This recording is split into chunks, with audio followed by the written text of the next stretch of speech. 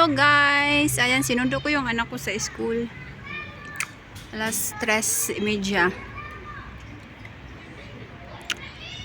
Pag Friday kasi maaga sila mag-out. Muy bien?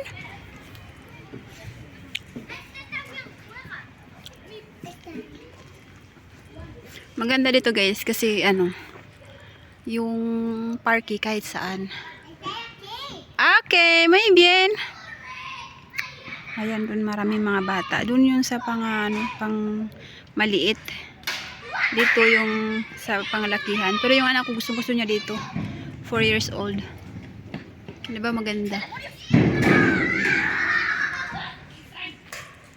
Ganito lang guys. Buhay namin dito sa Spain. Trabaho, tulog, kain. Parky sa bata.